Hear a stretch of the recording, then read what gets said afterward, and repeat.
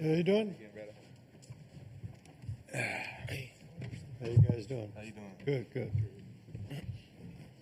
All right, we have been joined by the University of Houston student athletes, so please raise your hand and we will get a microphone to you over here.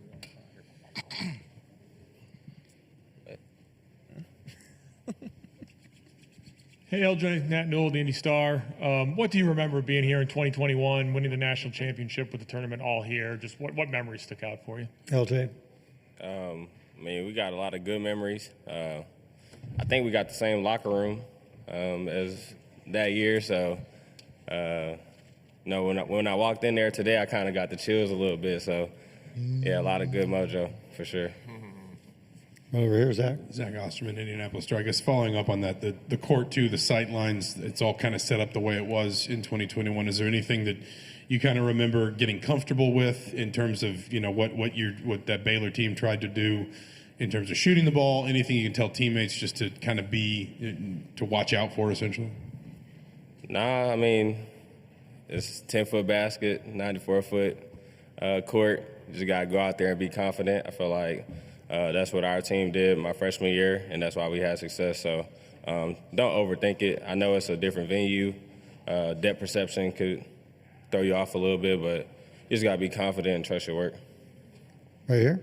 Cameron Alberigo, the Cougar. Milos, you came to Houston with the goal of competing in the tournament and now being in the Sweet 16. What does that achievement mean for you? Milos.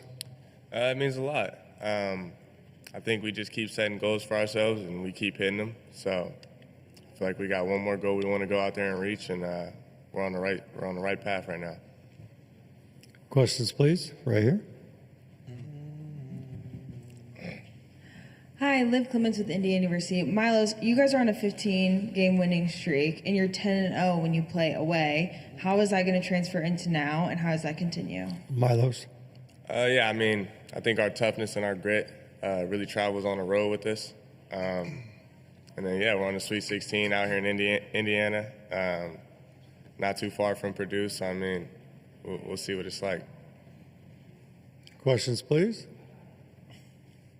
Right here.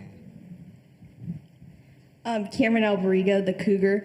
Joanne, playing with the late start time, have you guys changed anything, or are you guys feeling confident with that? Joanne. We try to keep the same routine. It's a late game, yes, but that really doesn't do anything different for us. Probably get off our feet more, get more rest, but we'll be ready to play tomorrow night. Questions, please. If there are no questions. Go Bigs. Appreciate it. Okay, thanks, fellas.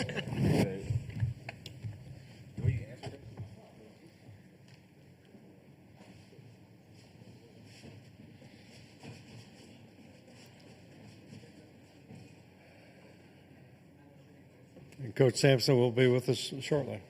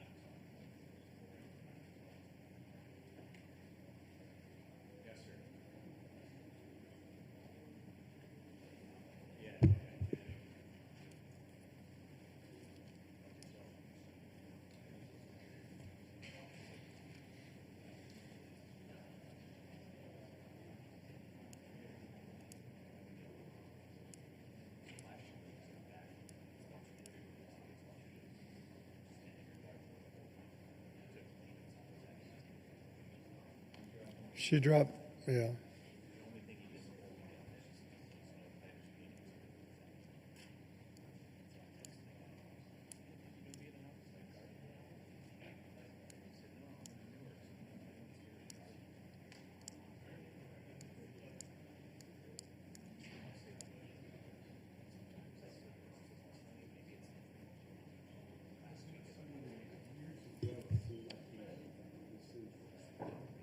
I know.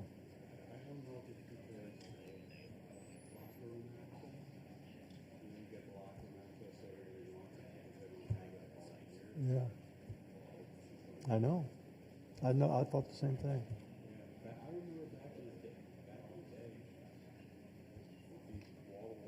Right.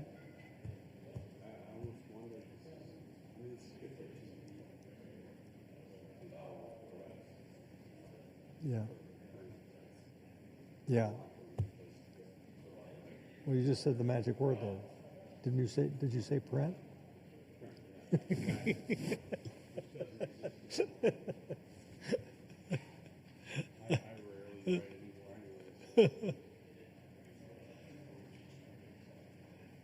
I thought your comedy bit was good, by the way. Yeah.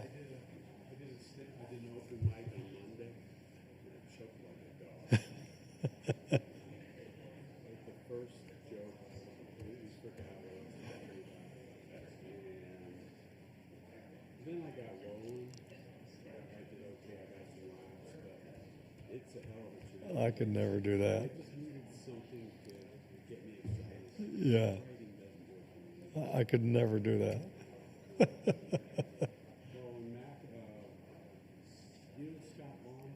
Uh-huh. He's got a developmentally dis. Yes. So I know I'm kind of through special ed. Oh, yeah.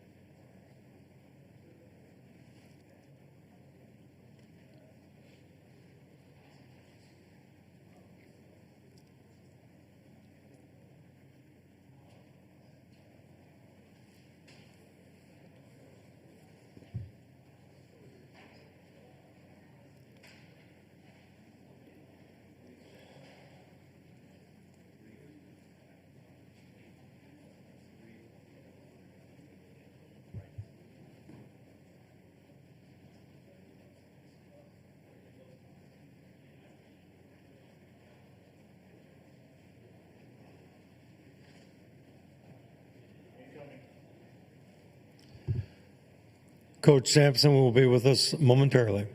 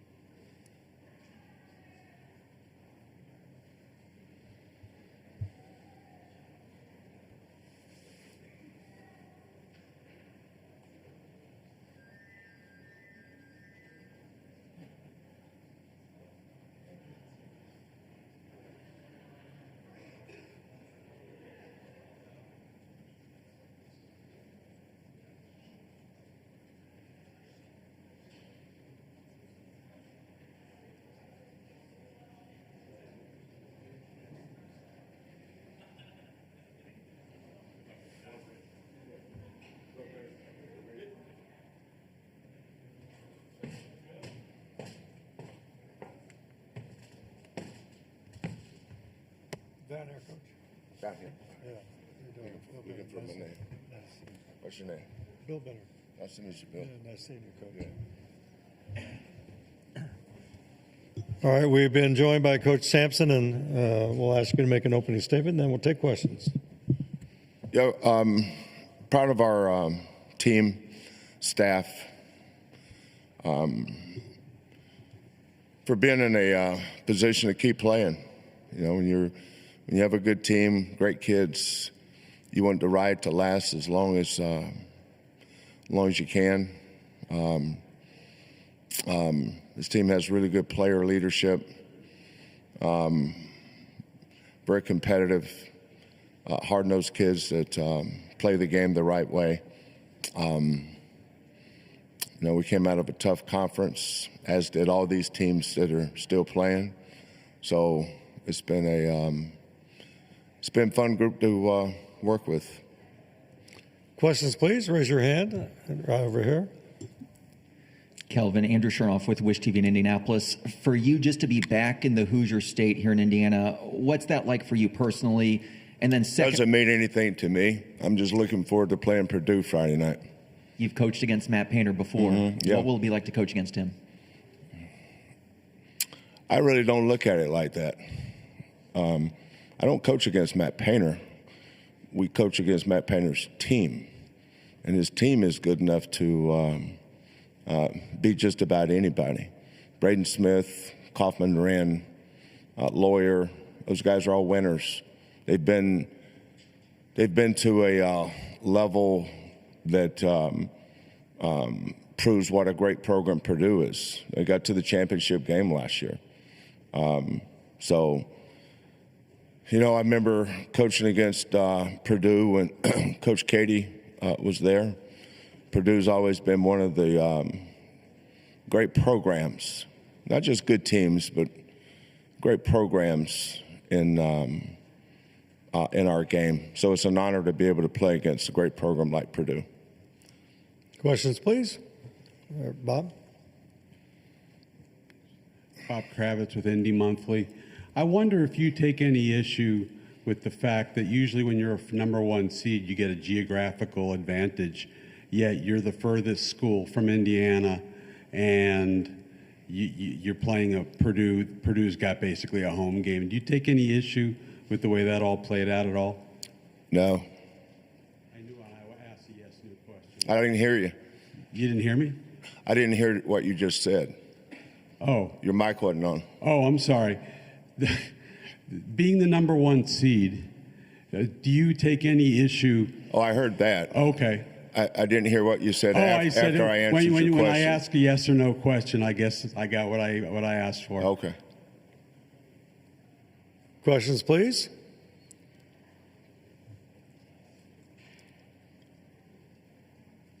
Right over here, Andrew.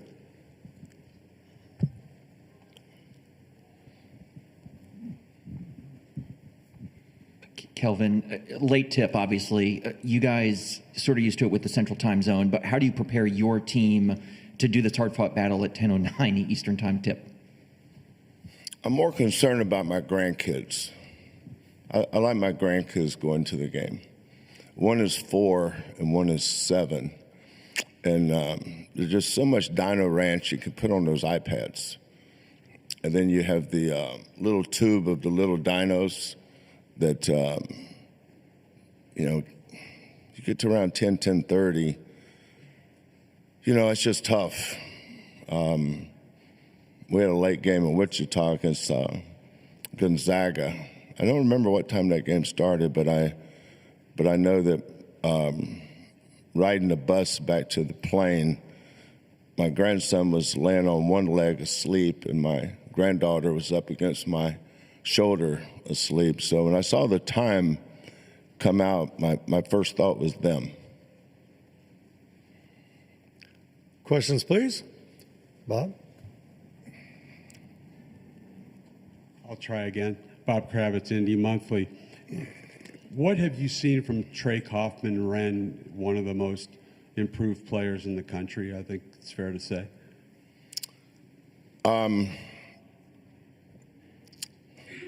Well, the usage rate with Braden Smith and Kaufman Wren, and I think this speaks to how good Purdue is on offense, is they get him the ball where he's able to get to his strength, which is either his left shoulder or his right hand. And if he can get your shoulder turned where he's got an angle, he's so, it's not his length as much as his thickness. He really knows how to use his body to create an advantage for himself. And Smith is such a really good passer, but he's not afraid to make the tough pass.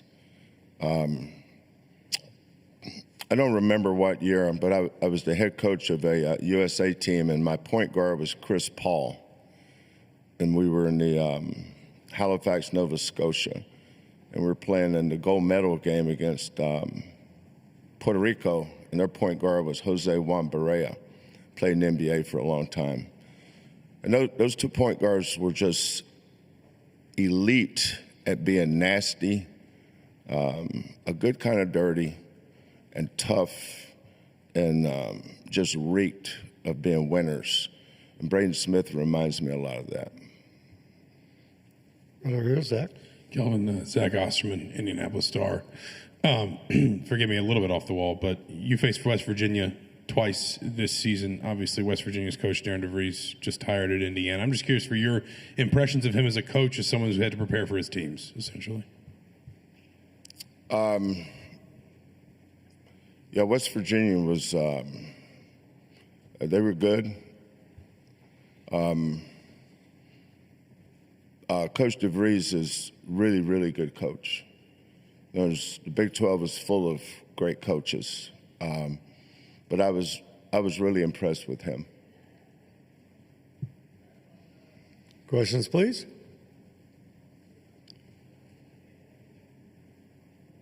Going once, twice. Thanks, Coach. See you tomorrow.